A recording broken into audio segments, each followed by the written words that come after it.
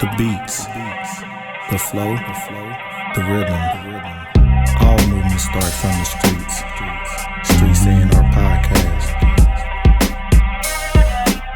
Alagia, how do you feel? This is the 5th annual Juneteenth Joy Fest. It is indeed. It feels like the 5th. Feels like I need to rest. I love it. I love it. Such a big deal. But we'll go ahead and get started. This is the Streets A&R Podcast, and I'm your host, CLB. But you guys are used to seeing me, so I got to make it real grand. First and foremost, we have Alagia McKizza, the curator of Juneteenth Joy Fest. I probably should just let you introduce yourself, Alagia. But we'll get to that. We got a whole bunch of questions. But I would also like to introduce Grammy-nominated singer, songwriter, all things, Mereba. How are you? Good. How you doing? Good. Feeling amazing. So yes, again, Alagia, can you speak to just this year's Joy Fest? How do you feel? Like, what energy are you carrying with you? Well, I'm really grateful to be here. This is the 5th year. It started in my backyard just down the street from here, and North 24th Street has always felt really special to my heart. And I just have a lot of family legacy in this neighborhood. And so this year I really wanted to honor the matriarch and divine feminine because I just really am close to the matriarchal side of my family, specifically my grandmother and my mother. And I see all the things that they've sacrificed in their life for me to have the opportunities that I have now. Yes. And I don't think we always get to capture those stories. I don't think we always get to honor or uplift or be grateful for their stories until they're gone. So Right. I just wanted to honor in that way because there's so many amazing women in the world taking care of families. There's so many amazing women artists like Mereba out there. So just honoring women today. That's beautiful. Well, definitely a lot of beauty around here, a lot of femininity. And Mereba, you brought the heat wave with you today. Literally, no pun intended, but I love it. We'll go ahead and jump right in. So Mereba, your music often carries a sense of healing and power. How does the concept of divine feminine show up in your creative process or performances? I love that. I think in my creative process, it looks like wearing a lot of hats. It looks like sort of, putting my hands into every part of the creative process because it means a lot to me. And, I feel like we hear making music compared to cooking, but it does feel like that sort of element of it, of a little bit of this, a little bit of that, Yes. I love that part of it. I think performing, it's like stepping into power. It's that part of the divine feminine that's very grounded and confident and assured.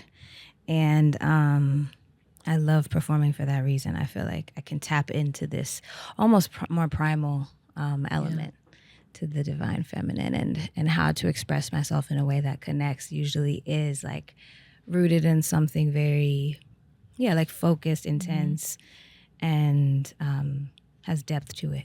I love that. That's beautiful. As a fan of your music, that element that you bring definitely exudes the femininity, but I'm excited to see you perform. With that, Juneteenth Joy Fest is centered around joy, freedom, and legacy. How do you believe Black women and their divine feminine spirit help shape and preserve those values in our community? Well, I think, joy, freedom, all of those things to me do come back to togetherness and, feelings of like community and things that I think divine feminine energy contributes to, like so much, just like keeping people together, keeping people nurtured and taken care of and feeling loved and supported. And so I think that especially freedom, when I think about freedom and what it takes to feel free as like a people and like within your own daily life, a lot of that comes from, the love of the women in your life and the people who pour that gentleness and that love into our community. So I love that. makes sense to me. That's beautiful. Is there a song in your discography that you feel most embodies the divine feminine and what inspired it? I mean, all of it is inspired by it, in one way or another. That's a good question, though. I think Black Truck definitely does speak to it. I think there's just a strength, a warrior sort of strength that is tapped into that I think reminds me of like women doing a lot of just different things, like bringing life into the world, doing things that are oftentimes unexpected of them, or like I love those sorts of themes in my music. Grit, strength, power, those sorts of elements in it. On my new project, I would say maybe my song Spirit Guiding, because I feel like there's also an element of like closeness to the spiritual world and the spiritual realm that I find to be an important tenet of, divine femininity too. And there are a few songs on this new project that tap into that part. So yes, excited. And for the young Black girls out there who are inspired by you or just seeking to navigate the lane that you're already in, what message would you share with them who are still learning how to like honor their power, voice, and softness all at once? Yeah, I think authenticity is always like at the root of most messages that I give when I'm asked that type of question. It's just like, which takes time, understanding yourself from a really honest place and self-aware place does take time, in my opinion. It's different for everybody, but I feel like that's what we crave in the world, is we crave like feelings that feel real and something we've never quite seen before in that way, which I think comes from authenticity a lot of times. And always just building with the network around you, like building with your community, building with the people that you see putting in time and energy and effort into their passions too, and you can really expand together, that's a big one for me, just like learning to lean on people when you need to, and knowing when to take time to yourself when you need to as well. Right, absolutely. And we would love to sit here and ask you questions all day. We just got a few more for you. But yes, Elijah, I'm going to let her take over with some questions since she is curating this beautiful event today. Yes, I just also wanted to just take time and just say thank you for coming here. When I first started this event, your music was really like inspiring and affirming to me, and especially like when you dropped the AZEB EP. Is that how you say it? AZEB EP. It just really just gave me the strength and resilience to like believe in myself, believe I'm a warrior, and that I could do something. So it's just like a full circle moment to have you after doing it for 5 years. So thank you so much for being here. You started to get into music as a young child, and since we're talking about matriarch, is it a talent your parents noticed in you and cultivated, and do you think it shapes how you show up for your child today? My mother definitely did. My mother, I would say, is one of those people that is musical by nature, and just I come from a very big family, like everyone could kind of sing a little bit, and she just was already primed to be supportive of anything music, creativity related. My dad was a little more reluctant, but just kind of was more just neutral, like, okay, she just does that sometimes. But I do think it has definitely influenced how I support my son and his endeavors and the things he's interested in, because I do get really excited for him. And I just remember that feeling of it feeling more real because there was one witness to it, which was my mother, like feeling like, okay, this might could be something, one day, because my mom thinks it's nice. Yes. Yeah. And then one thing that is also really just inspiring about you is your devotion to your craft. Your song My One has always been fascinating because it speaks to the depths of loving a craft. And there's this picture of Instagram of you recording in your bathroom, and when making the AZEB EP, you shared a video of how many elements were crafted by your voice and your hand strumming instruments or clapping. Can you speak to creative resilience and how you've cultivated it? Is it something you lean into easily, or does it take a while to make it? I'll be honest and say, as time passes in life, it becomes more of like something that I have to be proactive about. Like, I do feel like as a child, I really processed a lot of my day-to-day life through making something about it, like creating something about it. And then I think, the movements of life and adulting and just, the things, the responsibilities you start having to keep up with, like it's more of a safe space I go to now versus something that's just constantly flowing through me as a way to like think about the world. It's like, okay, I'm living my life and I try to be present in my life as much as possible, especially in this chapter where it's like, I am a mom and like I am, daughter, sister, friend. Like I have a lot of things on my plate, so I try to be present in those things to the point where by the time I do sit down to make music, it's pouring out of me from a different place. Like, okay, I didn't even know what I needed to process through this, but it's almost like, it's a safe space more than a daily practice. Beautiful. Yeah. That's beautiful, yeah. And then I also think of talking about the Azeb EP, just songs like News Come and Another Kin.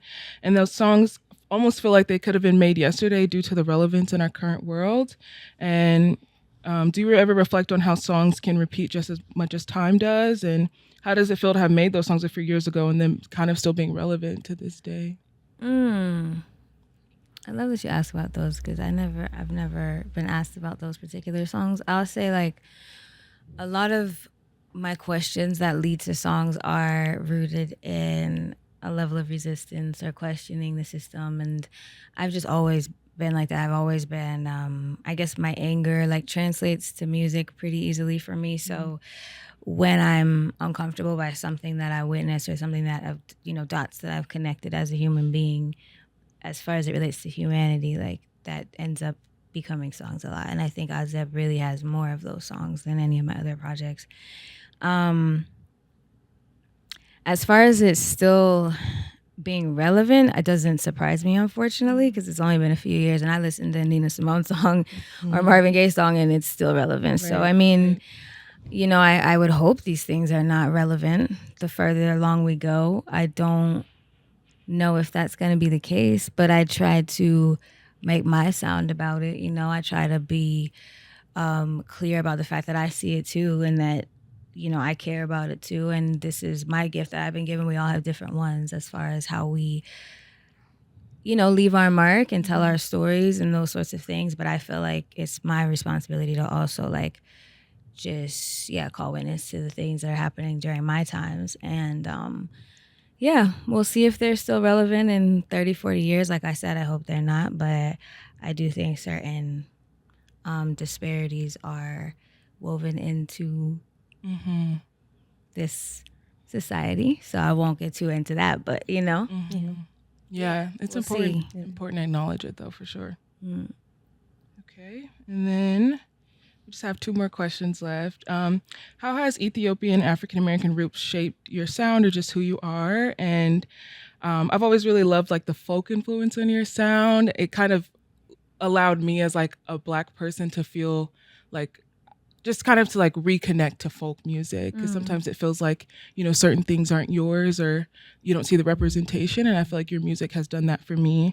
And so I'm just curious if like any of your roots have an influence on your like folkness part-ish. Yeah, definitely. I mean, I think both, I think being African-American is just being like, there's just so many styles of music that originated through us. So, I mean, I would say just naturally speaking, I feel like just picking up a guitar and singing soulfully and singing about my life experience, like it placed me in a history already, like of our people in this country, like just being really true to that of, Black American experience. But also on the other side, like Ethiopian music has a really rich history too. And we have these singers called Asmati, and they're people who essentially play like either a violin type of instrument or a sort of guitar-esque instrument, but it's like native instruments to Ethiopian. They just go around and they sing like from neighborhood to neighborhood, village to village, you know what I mean? Wow. And they tell people stories, kind of like, orators, storytellers. And they'll sing at weddings and they sing at funerals and they know everybody's families and they kind of know everyone's business, but they make it into songs that connect to the community and like kind of inform people of what's going on around the town, So I've also been really inspired by that idea of just like, not really looking at music as this thing of like a self thing fully. Mm-hmm. It's more like I said, like, how can I just like call witness to what I see every day in life? Like, Right. It's about the community that I'm observing as much as it is like my own life and the drama that takes place there, which is plenty. But I also like to sing about other things too, That's beautiful. Thanks for giving us a peek into that. And then our last question is just moving towards the present. You talked a little bit about Breeze Grow Fire, but could you just tell a little bit more for people who haven't listened yet? Just like about the album in general. Yeah. It's a really gentle, it's a more delicate album. I think it's probably my most just like gentle album sonically. It is really rooted in, like I was saying earlier, in like drum loops, percussive loops, like just things that make you move, but you don't really fully know you're moving. Just that's like a kind of hum of like a drum beat. I feel like just goes throughout the whole project, makes you, puts you in almost like a calm trance, I would say. And it's really inspired by, my friendships, my family relationships really heavily.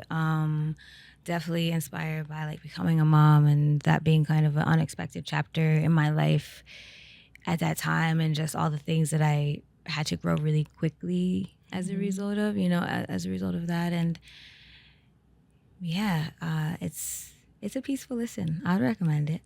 I would recommend it too. I've been listening to it so much. Yes, absolutely beautiful. Now, of course, we could talk to you all day, but you got things to do. You got a stage to hit. Now, I do have 2 more quick questions for you. First question, is this your first time in Omaha? Yes. And second question, are you down to come back for another show? Yeah, I mean, I haven't done this one yet, but I have high hopes. Yes. Eric, you hear that? You hear that? Okay, so we got to get with your management and figure out your rates and all that, but we definitely love to have you back in Omaha. So again, y'all, happy to have Mereba. Thank you so much for joining us. Again, Elijah, thank you so much for putting on another Joy Fest for us. The community definitely needs it, and we're so happy to be a part of it. Thank you. Yes, of course. This is Streets A&R Podcast. You can find us everywhere except for Apple. That's Streets ANDR. He keeps saying I messed up, but y'all are listeners. Y'all know where to find us. But again, I'm your girl CLB. Thank you, Elijah. Thank you, Mereba. And we are out of here. Happy Juneteenth. Yes. The beats, the flow, the rhythm. All movement starts from the streets. Streets A&R Podcast.